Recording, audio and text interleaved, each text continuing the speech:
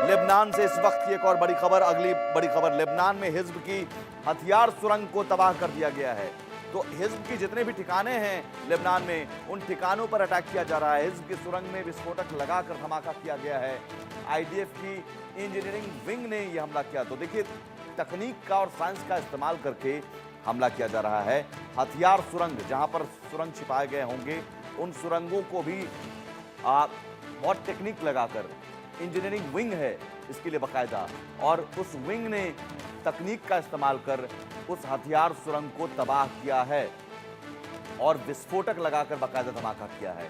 तो जो हम बात कर रहे थे वीएन झा साहब, कि इजराइल का जो प्रहार होता है वो इस लिहाज से मारक होता है क्योंकि उसे पता होता है ये ठिकाने हैं, और आईडीएफ के पास अलग अलग विंग है। यहां इंजीनियरिंग विंग भी विस्फोटक लगाकर बाकायदा तकनीक का इस्तेमाल कर धमाका करती है और वहां पर नुकसान पहुंचाती है।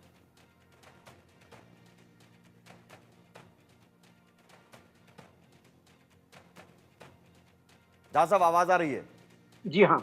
जी। देखिए, इसराइल का जो जो हमला हो रहा है लेबनान के अंदर में, लेबनान, मैंने पहले भी कहा था कि ये लेबनान पे हमला नहीं है। लेबनान में जो हिज़्बुल्लाह जो अपने-अपने ठिकाने बना रखे हैं, चाहे वो बारूदी सुरंग हो या जो उनके आर्म्स एंड एम्यूनिशन का जो डिपो है या उनका कंट्रोल एंड कम्युनिकेशन सेंटर है, बिल्कुल उस पे प्रिसिजन अटैक कर रहा है। अब ये जो भी आप देख रहे हैं, तो इज़राइल का सिर्फ 2 जो ऑब्जेक्टिव था ये लेबनान के हमले में। एक तो जो दक्षिणी लेबनान है, जो कि यूएन के ब्लू लाइन से लेके वो रिवर फ्रंट तक है, इसको वो कुशन एरिया बनाना चाहता था कि इसको बिल्कुल सैनिटाइज कर दें, वहाँ पे हिज़्बुल्लाह का एक भी ठिकाना ना हो, जिससे कि उत्तरी इस्राएल पे जो ये रॉकेट्स वो बरसाते थे पहले, ये वो बंद कर दें और जितने इस्राएली उस जगह से इवैक्यूएट किए गए हैं, उनको वापस वहाँ पे बसाया जा सके। ठीक है। पहला ऑब्जेक्टिव ये था। दूसरा ऑब्जेक्टिव था कि हिज़्बुल्लाह के पास जितने असला-बारूद हैं, उसको तबाह किया जाए और उसके जितने जिहादी हैं, मतलब टेररिस्ट हैं, जितने को मार दिया जाए तो मार दिया जाए।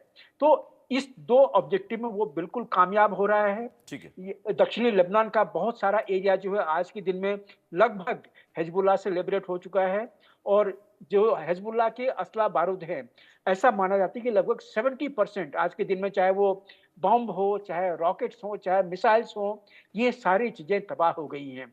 बड़े-बड़े सुरंग थे जो कि भरे पड़े थे इनसे, उन सबको तबाह कर दिया गया है, और उसके जो कैडर्स हैं, उसके जो जो उसके आका हैं, जो जो बैरूत में बैठते थे, आपने देखा हुआ है कि हिजरा कितने सारे हिज़्बुल्लाह के लीडर्स मारे गए हैं। तो वो बिल्कुल प्रिसिजन अटैक था, जो कि हिज़्बुल्लाह के कैडर या उसके आकाओं पे हमला किया गया था, और दूसरा हमला था कि जहाँ भी असला-बारूद उनका है, उसको उड़ाया जाए। तो आज के दिन में ऐसा लगता है कि लगभग जो दक्षिणी लेबनान जो है, ठीक है। जिसको कि वो कुशन एरिया बनाना चाहते थे, वो लगभग लिबरेट होने की कगार पे है, और इसमें कोई दो राय नहीं है कि अगर ये पूरा हो गया तो इसराइल का जो मकसद है, वो पूरा हो जाएगा लेबनान के ऑपरेशंस पे। ठीक है, एक और बड़ी खबर है। एक तरफ तो अटैक जारी है, बड़ी जंग की तैयारी में, इससे भी बड़ी जंग की तैयारी में ईरान और सीरिया है। इजराइल को घेरने के लिए ईरान सीरिया ने हाथ मिला लिया है। ईरान के रक्षा मंत्री सीरिया पहुंचे हैं, और ये बड़ी खबर, यहाँ जियोपॉलिटिकल सिचुएशन देखिए कैसे बदल रहा है। ईरान के रक्षा मंत्री सीरिया पहुंचे हैं, टॉप सीरियाई अधिकारियों से मुलाकात की है। बड़ी जंग की तैयारी में ईरान और सीरिया है। हालांकि ईरान को लगातार इजराइल चेतावनी देता रहा है कि अगर पलटवार किया तो इससे भी बड़ा हमला हम ईरान पर करेंगे। लेकिन क्या स्थिति आगे आने वाले दिनों में एक बड़ी जंग की तरफ बढ़ती नजर आ रही है, देखना होगा। फिलहाल बहुत शुक्रिया वीएन झा साहब, और राम श्रीवास्तव जी हमारे साथ जुड़े थे, लेकिन दुर्भाग्य से तकनीकी तौर पर कुछ खराबी आ गई। लेकिन उनकी बात ज़रूर यहाँ पर हम रखना चाहते थे कि आखिर क्या जियोपॉलिटिकल सिचुएशन रहेगा अब आगे आने वाले दिनों में। क्या एक बड़ी जंग की तैयारी हो रही है, एक बड़ी जंग की तरफ जो मिडिल ईस्ट है वो बढ़ रहा है, देखना होगा। फिलहाल यहाँ रुकेंगे छोटे से ब्रेक के लिए। ब्रेक के उस पार भी खबरें लगातार जारी हैं।